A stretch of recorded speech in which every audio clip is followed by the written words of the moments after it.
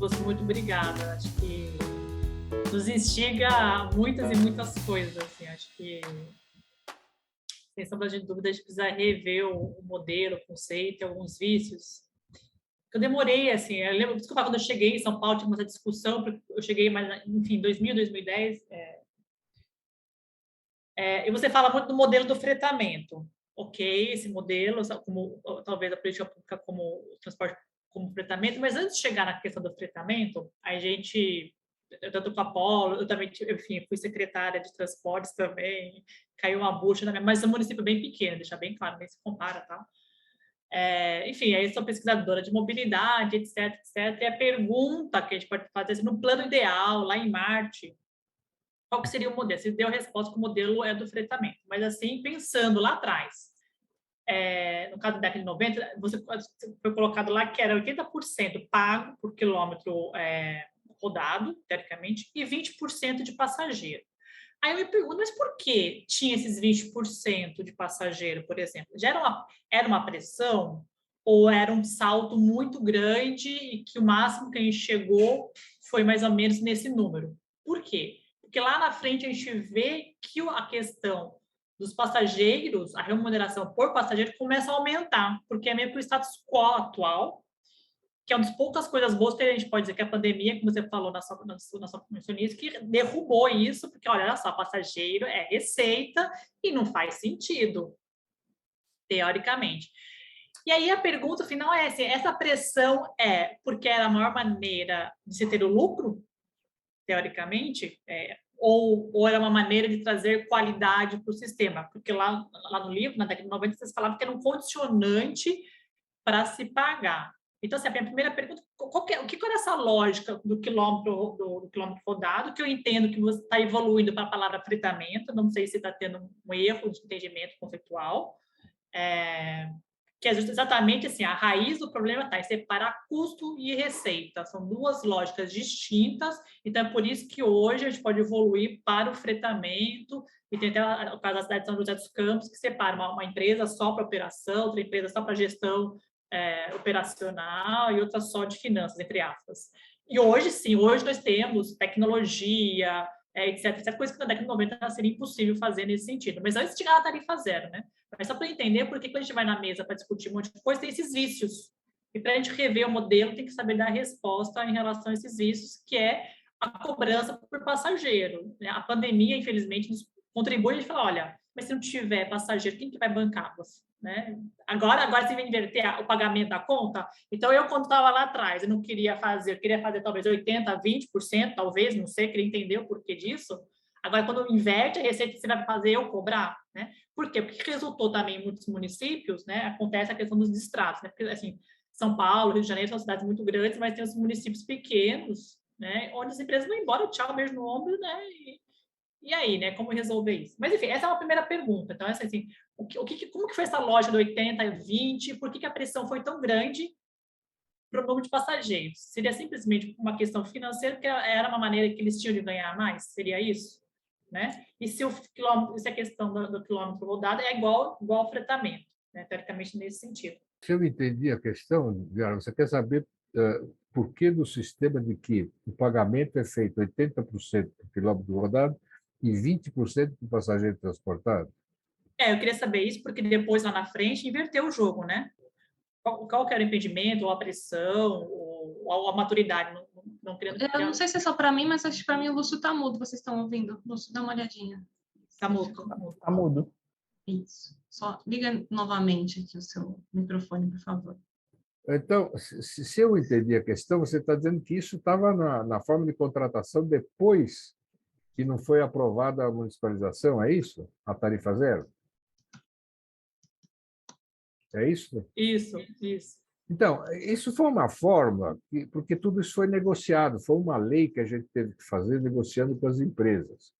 Então, saiu-se com essa aí de que mantém um pouquinho de passagem por passageiro transportado, que é para a empresa não ter a vontade de ficar andando com o ônibus vazio, adoidado por aí, ganhando o fretamento, né?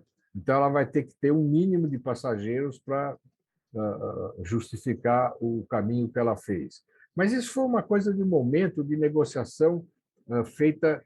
Eu quero dizer o seguinte: depois que a tarifa zero não foi aprovada, a gente saiu pela rua dizendo o seguinte: olha, transporte coletivo, a gente fez uma proposta, e a Câmara não votou, agora os vereadores é que são os responsáveis para ajudar a resolver. Com base nisso, se fez uma comissão de gente do governo e empresas para formular uma nova forma de contratação e dar um jeito de acertar os contratos que faziam mais de 7 anos que não estavam sendo feitos. Estavam com contratos vencidos há 7 anos não tinham sido feita a concorrência. O Jânio Quadros, o vencedor, não fez concorrência. Então, essa comissão é que acabou formulando esse 80%, 20%, mas foi questão de negociação para aprovação de lei. Mas, no limite, não tem sentido.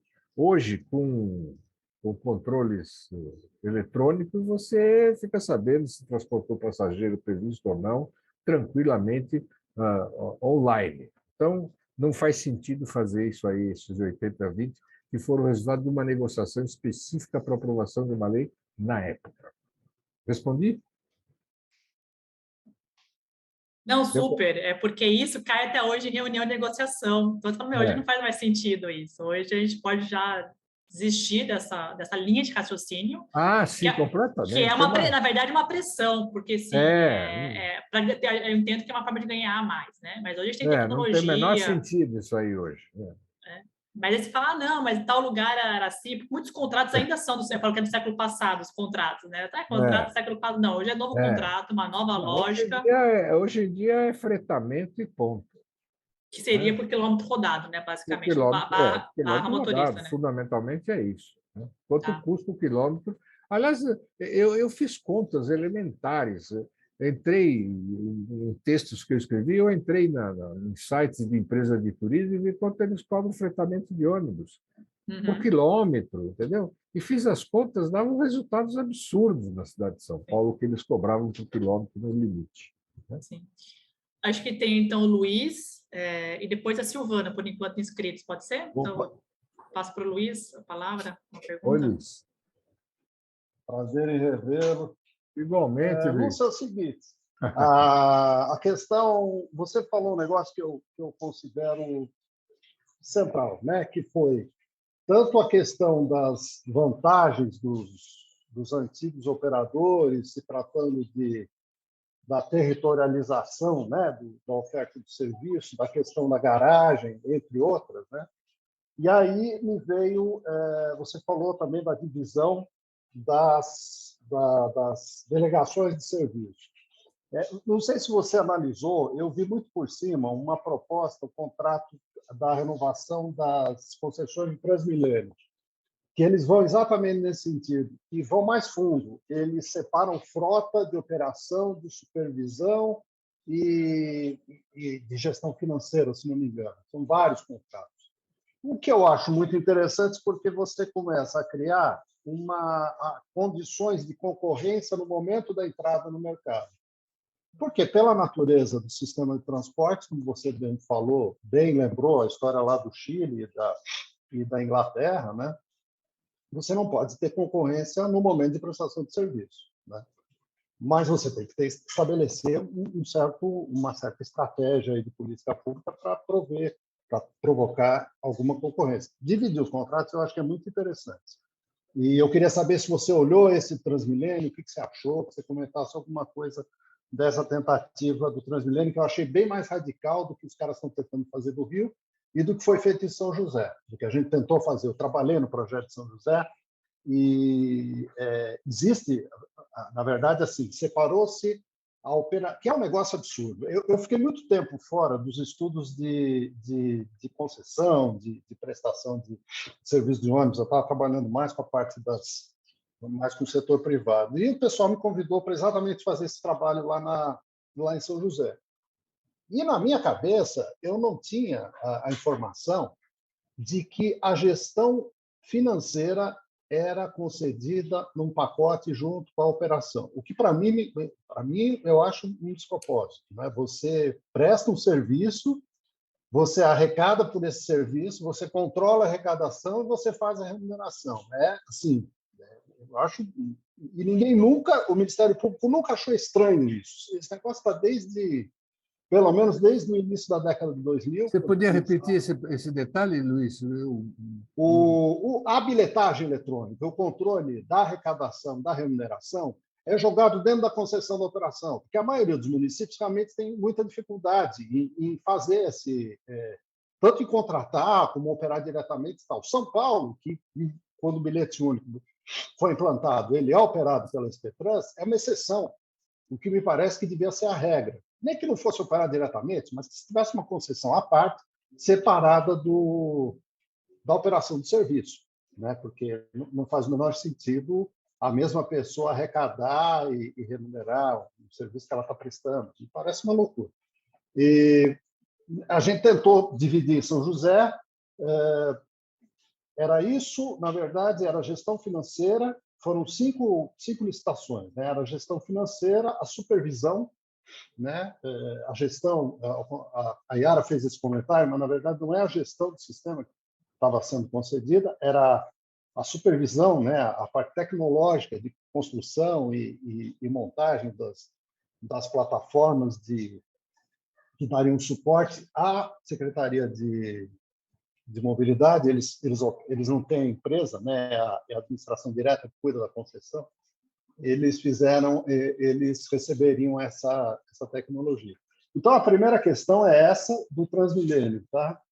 E quanto à questão dos passageiros transportados, a Yara levantou e o Lúcio também vinha falando, você incluir o passageiro transportado no cômputo da remuneração dos operadores, o que eu sempre ouço, ainda hoje, é exatamente essa que seria um recurso para evitar a farra do quilômetro rodado, como dizia o Santana, né? Que o cara pega e começa uma pressão grande dos operadores para estender a linha, para fazer um atendimento, enfim, para aumentar a quilometragem sem necessariamente ter uma contrapartida de arrecadação e de prestação de serviço.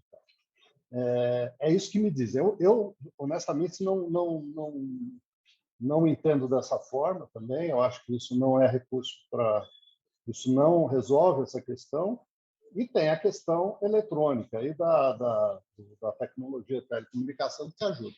Nesse ponto, a gente só precisa ter em mente um cuidado, novamente voltando à questão do que é operado e do que é concedido. A maioria das cidades não tem a menor condição de fazer esse acompanhamento eletrônico ainda hoje, tá?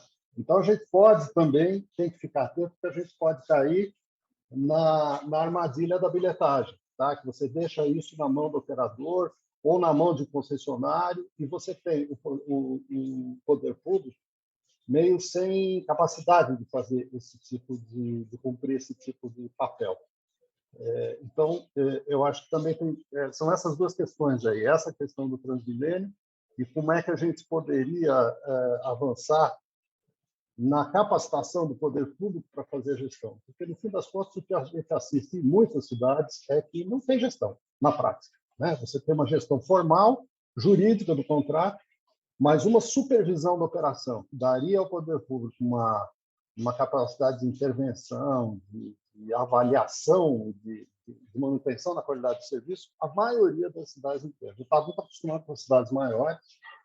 Eu não sei qual foi, eu não conheço a experiência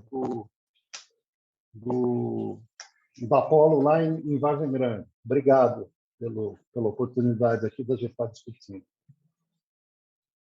Bem, Luiz Otávio, você podia me fazer um favor? A questão do Transmilênio eu não captei direitinho. Então, é que se você olhou o contrato, o que você acha? A tua opinião a respeito dessa divisão, dessa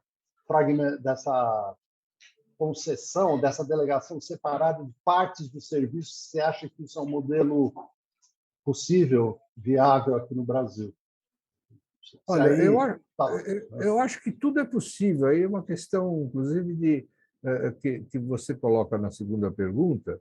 Cada município, cada espaço tem suas peculiaridades, suas possibilidades, suas limitações.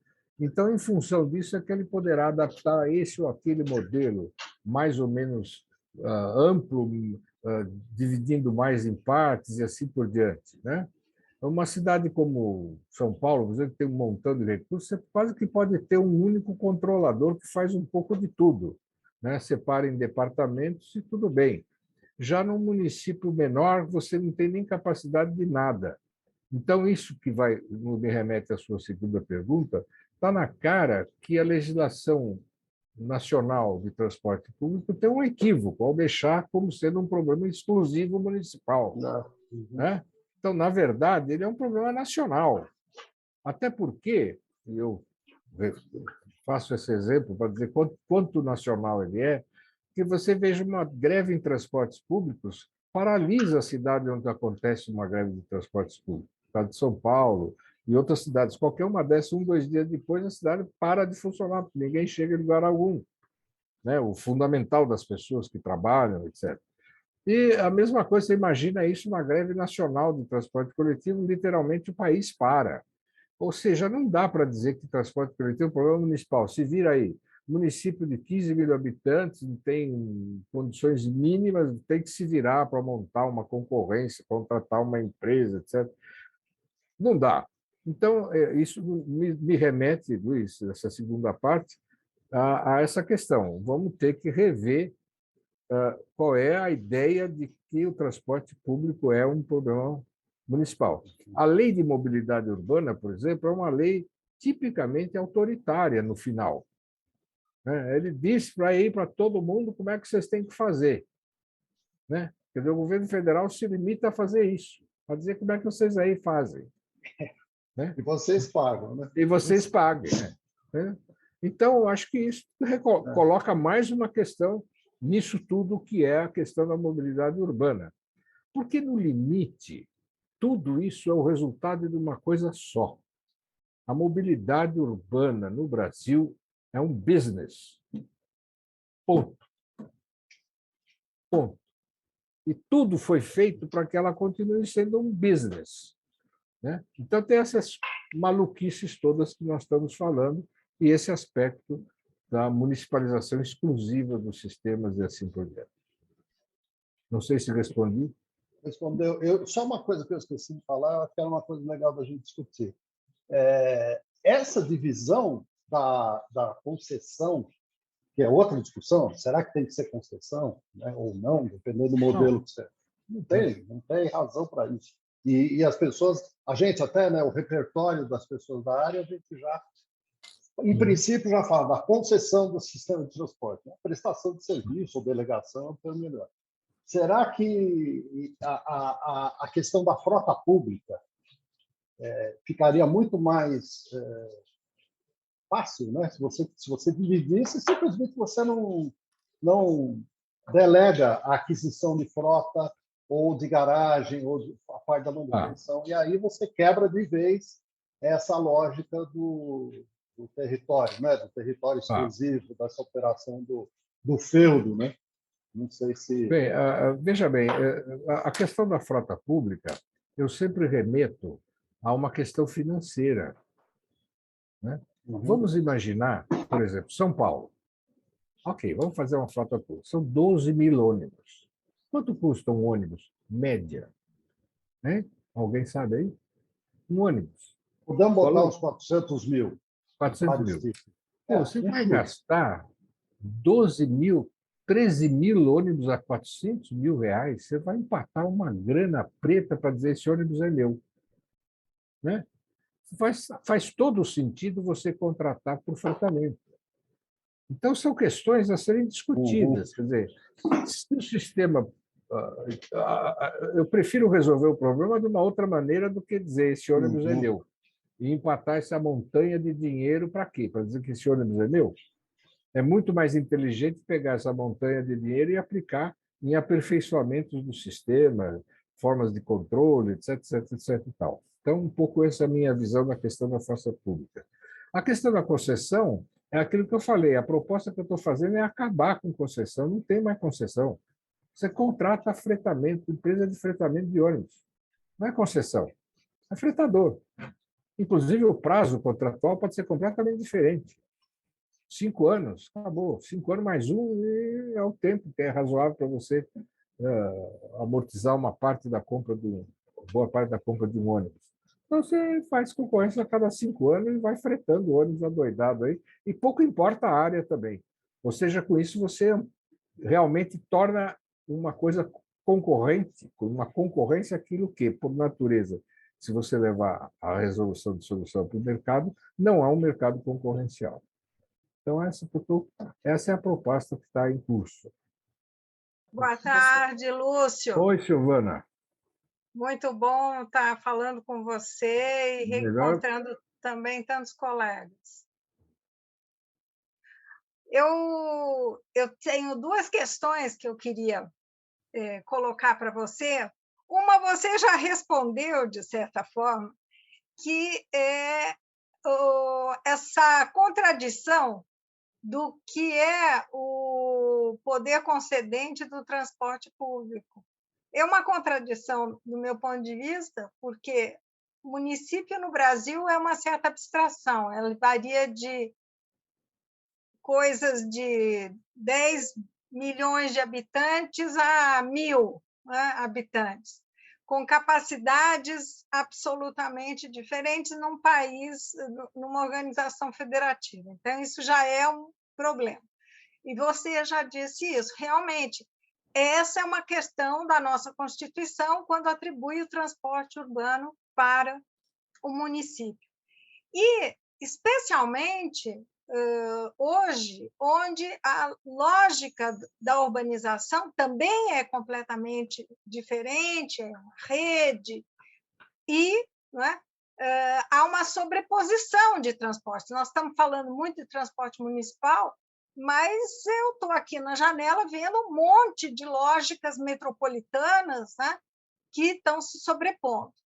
E eu queria discordar da Yara. O business também existem no setor público, alimentado pelo setor público. Tanto é que a gente tem as grandes empresas operadoras no Brasil inteiro, né? E não é só essa divisão, esse loteamento a cada concessão, mas elas operam ao mesmo tempo. Você falou uma coisa interessante do custo do fretamento.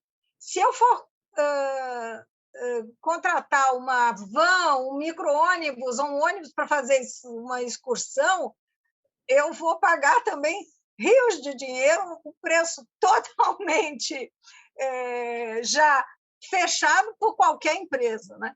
Então, esse tipo de questão mostra que a gente está lidando com empresários de ônibus que são muito rápidos, eles são muito espertos nesse sentido, e que eu acho que realmente todas essas questões, concordo com você, a gente tem que ter contratos mais flexíveis, de menor tempo de duração, promover a competição pelo mercado e não no mercado, dessas várias formas. E, inclusive, aí eu já sou um pouco pessimista, em relação à partição dos objetos dos contratos, porque logo que o Haddad sugeriu, né, a expropriação das garagens e tirar a lógica do aluguel da garagem, justamente para diminuir um pouco essas capitanias hereditárias no município de São Paulo, eu fui verificar vários grupos empresariais, que são os nossos operadores, já têm uma associação a empresas imobiliárias, como tem a empresas de gestão de informação, de bilhetagem eletrônica, etc. Então, acho que você coloca muito bem que a questão não está no âmbito municipal, e eu acho que a gente tem que subir a complexidade da questão do transporte, né? Não é só a operação, a gestão, é realmente uma lógica de mercado em grande percepção, e talvez quem está no município de São Paulo tem essa responsabilidade a mais, e quem minhoca com tantas questões importantes também tem essa responsabilidade de puxar essa questão. Por isso que eu estou muito contente de estar conversando hoje aqui com você e com todos os colegas. E eu queria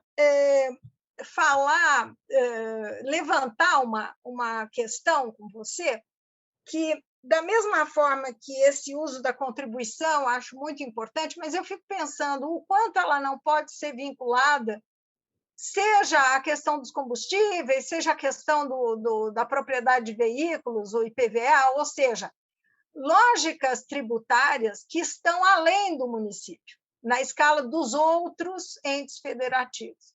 Então, essa mudança de escala do problema de transporte, eu acho que é estratégico para a gente começar a poder olhar na real amplitude do transporte, né? Não é só mais o operador, é o mercado, é a questão dos combustíveis, né?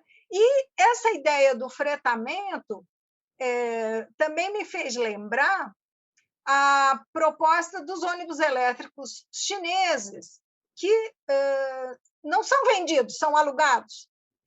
E aí eu puxo outra questão. Será que quando você já está apresentando a questão da contribuição, você também não está mostrando que a gente tem que fazer outro tipo de valoração do transporte urbano? Há uma dependência ao transporte urbano, os aglomerados urbanos, mais ou menos naquela linha do versement transport, quer dizer, todo mundo ganha com o transporte urbano, não apenas o usuário passageiro. E atribuir a essa dependência os aspectos de sustentabilidade.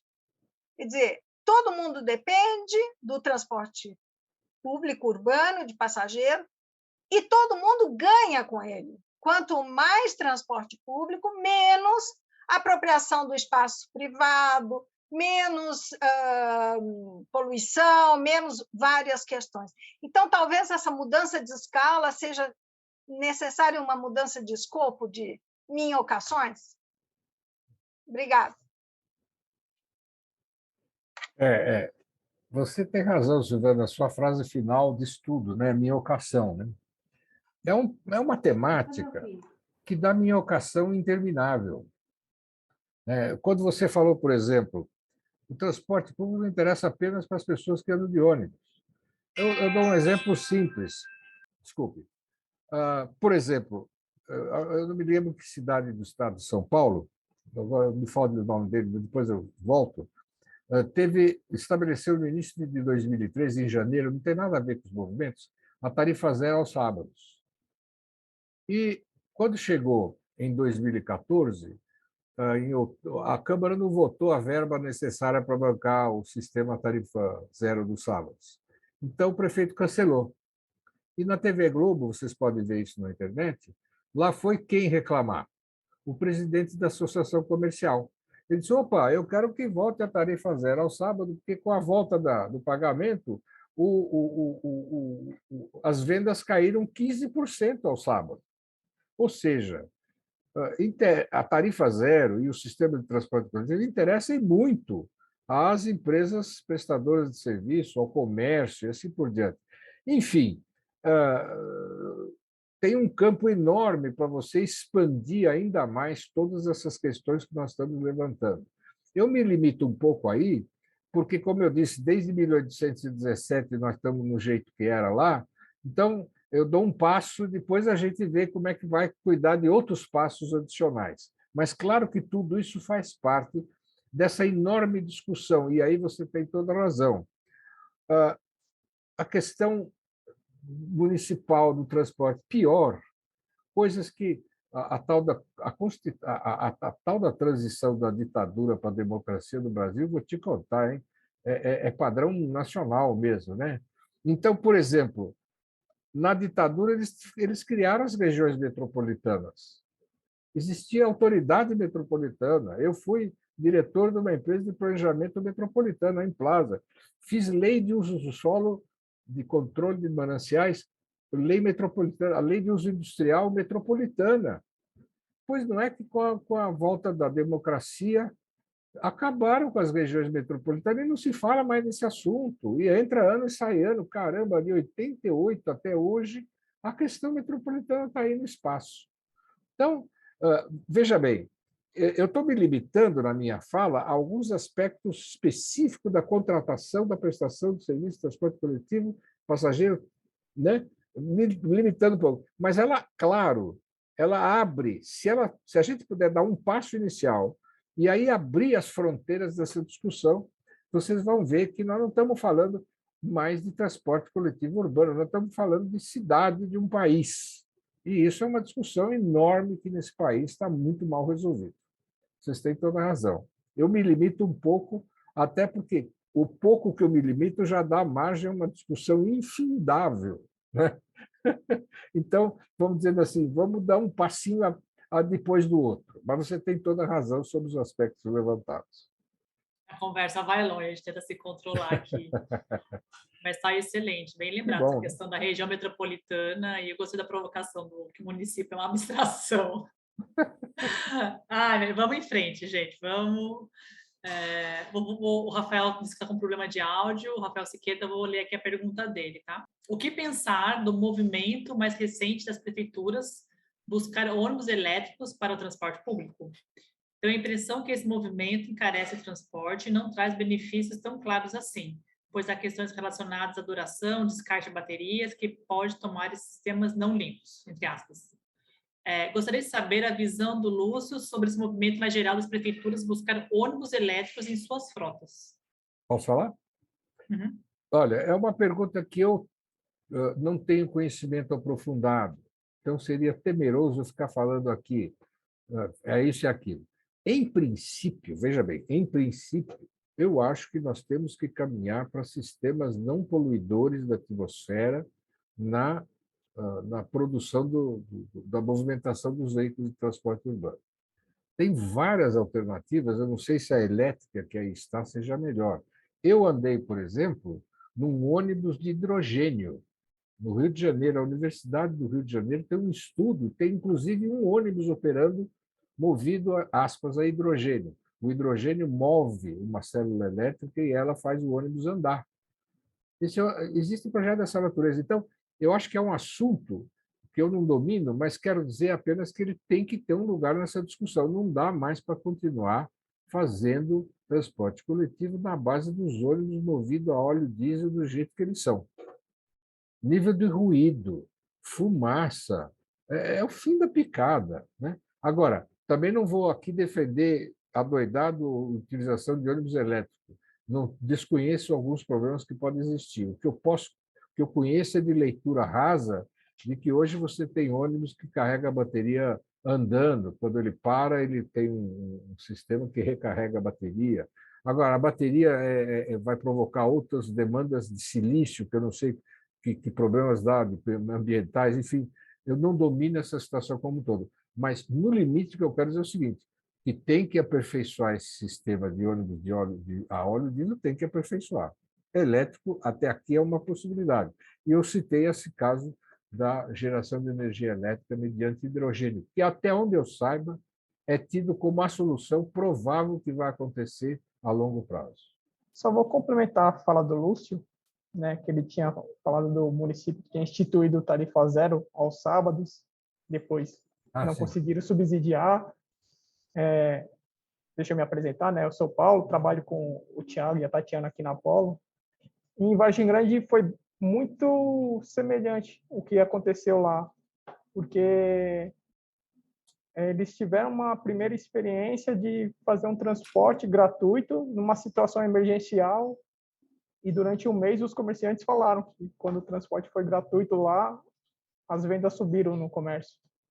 Então lá eles foram muito impulsionados por conta disso, né? De que, olha, o tarifa zero trouxe assim um respaldo para o nosso comércio, né? Trouxe um aumento de vendas. Então é interessante pensar, né, que, como você falou, o transporte ele não é só uma questão de acesso à cidade, né, aos equipamentos públicos, acesso a ter emprego, mas também ele desenvolve outras dinâmicas territoriais e econômicas. Inclusive, desculpa, Paulo, deixa eu complementar. Quando, na campanha de 2020, né, para a prefeitura, o Gilmar, que era o candidato do PT, ele propôs, uma das propostas era implantar a tarifa única, e ele tinha até uma estratégia lá de implantar gradativamente e tal. Uma das fontes de recurso, entre aspas, era exatamente a quantidade, o aumento da arrecadação municipal provocada, né, decorrente do gasto da população com a economia feita no transporte. Então, tinha um loop, uma retroalimentação, e isso foi considerado nas análises de viabilidade do estudo. Eu acompanhei no começo, depois eu não vi o resultado disso. Mas, até nesse sentido, as pessoas estão economizando uma quantia, dependendo da faixa de renda, né, uma quantia de dinheiro que é significativo, né? É quase que uma renda básica que acaba sendo indiretamente gerada. Porque a questão do Vale Transporte, a gente tem que lembrar que ela beneficia, ainda que escalonadamente, mas beneficia quem tem carteira assinada, que é metade da população, né? A outra metade da população, o tal do trabalho informal, não tem esse benefício. Então, o impacto do custo da tarifa de transporte é muito mais significativo para esse povo. Então, isso deve realmente ser muito importante, tanto para o comércio quanto para a própria arrecadação pública, né? O que eu queria comentar, obrigada, era agregando a essa questão que o Luiz Otávio levantou, os últimos estudos do IBGE e IPEA são no sentido de que o transporte hoje chega a ser o segundo item de maior gasto no orçamento familiar. Então, de fato, isso é muito grave. Agora, eu acho que nós, como comunidade técnica, científica, podia começar também a pensar que esse gasto com transporte não é específico no transporte coletivo, e dependendo das faixas, hoje você tem setores de classe média fazendo, né, grandes investimentos no transporte individual. Aí, voltando àquela questão de a quem interessa o transporte coletivo, em termos do usuário e do conjunto da sociedade. De fato, concordo com o Lúcio que são décadas, né, de capitanias hereditárias no setor de transporte que a gente não consegue combater tão rapidamente, mas que as ideias estão aí, precisam ser melhoradas. Obrigada. O senhor fez uma pergunta aqui, não sei se ele quer falar ou se eu leio. Eu vou ler aqui uma pergunta. Tem alguma referência de estudos do quanto a tarifa zero ou tarifas diferenciais menores aos finais de semana aumenta o comércio, o número de usuários, etc.? Olha, eu posso dizer a você os poucos exemplos que eu conheço. Eu dei esse exemplo de Vargem Grande Paulista, que triplica a demanda, né? Isso é um caso. Eu me lembro que no início dos relatórios teve dia que chegou a sextuplicar a demanda. É uma loucura, né? E os efeitos, eu conheço esse exemplo claro, específico, de Santa Bárbara do Oeste, que é essa cidade que tinha tarifa zero aos sábados, deixou de ter, e que o comércio reclamou que tinha perdido 15% da receita nos sábados. Então, são elementos de referência que a gente tem, mas isso é mais ou menos referências que servem como um elemento de raciocínio, digamos assim.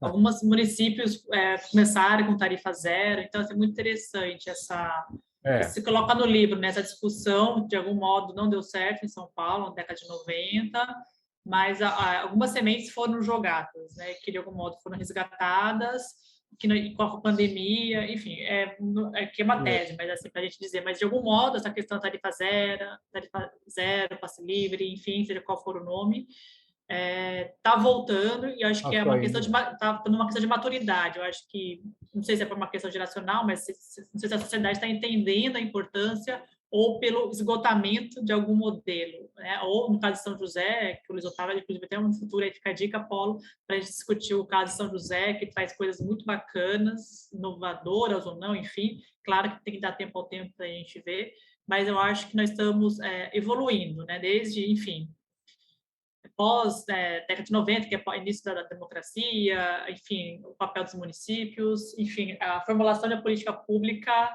é feita a passos de formiguinha. Acho que a experiência nos diz isso de uma maneira coletiva, muita disputa de espaço, de poder, disputa econômico, mas, assim, as cidades pequenas, grandes estão chegando no saturamento, já chegou no saturamento, em grande parte, isso é generalista, né?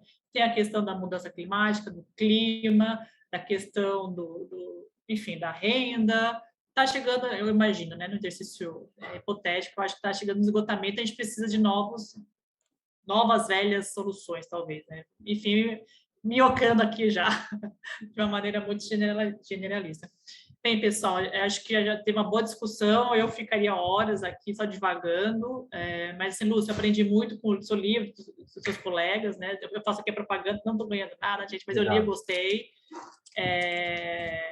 Aprender, né, essa questão, eu sempre estou me questionando, assim, eu lembro, assim, o que eu falo, eu lembro exatamente o dia que eu peguei ônibus em São Paulo. No interior eu não usava ônibus, porque eu tinha o privilégio de fazer tudo a pé, uma cidade pequena, pequenos deslocamentos praticamente, enfim. Em São Paulo não tinha opção, por um lado eu falo de graças a Deus, que isso me deu uma vivência muito diferenciada, que de algum modo me trouxe aqui, que seja no UFPE, dando aula de mobilidade, tendo a Silvana como professora, podendo estar contribuindo aqui com a Polo, e tendo maturidade para ouvir, pensar e minhocar, continuar minhocando. Tem alguns alunos aqui também, eu tento jogar essas minhocas neles, que a gente não pode aceitar uma coisa assim, não sei qual é o modelo, não sei, mas a gente não pode aceitar o jeito que está, então a gente tem que repensar de uma maneira crítica, para mudar a nossa realidade, né? Mesmo que seja um pequeno passo, né? Então, parabéns para você, Lúcio, lá atrás. Eu acho que o pequeno passo, uma coragem de ser secretário de Obras e Transportes de São Paulo, assim, seja por uma questão política ou não, assim, quase que uma insanidade aceitar um tipo de cargo. Quando se quer fazer mudança, essa proposta, seja qual for a questão ideológica, foi uma proposta, teoricamente, e propor já é um grande avanço, né? Eu vejo que os pequenos municípios nem propõem, nem pensam, e uma das questões da concessão, né?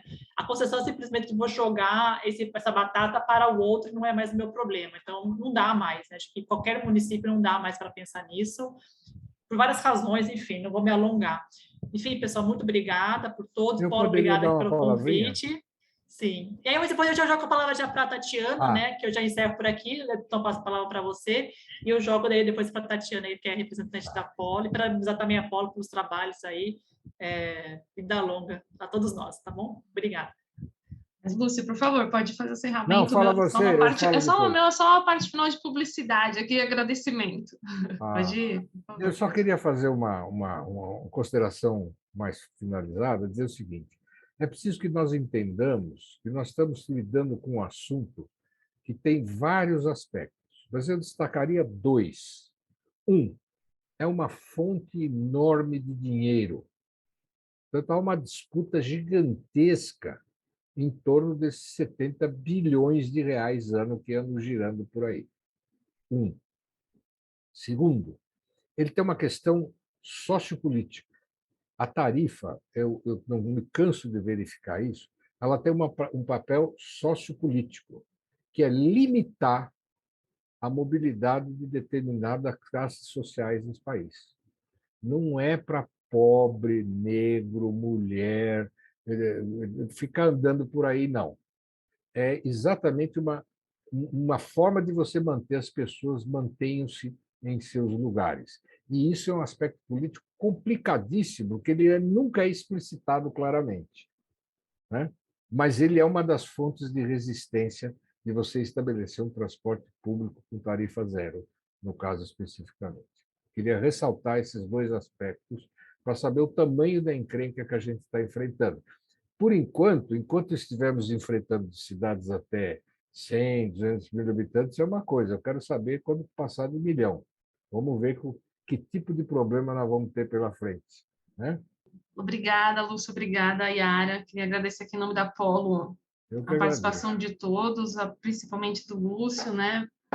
Foi uma grande aula, é sempre uma honra, né, conversar com pessoas assim, com a sua experiência, a sua bagagem, a sua paixão pelo tema, né? Obrigada a todos, pessoal. E até o próximo Conecta, né? Até o próximo. Mês que vem, já vou fazer a propaganda do próximo. Mês que vem a gente vai ter, já o próximo é com o Rafael Calabria, que estava aqui também, não sei se ainda está, mas já está confirmado. Legal. Vai falar para a gente um pouquinho da experiência do IDEC, das pesquisas que eles fizeram agora.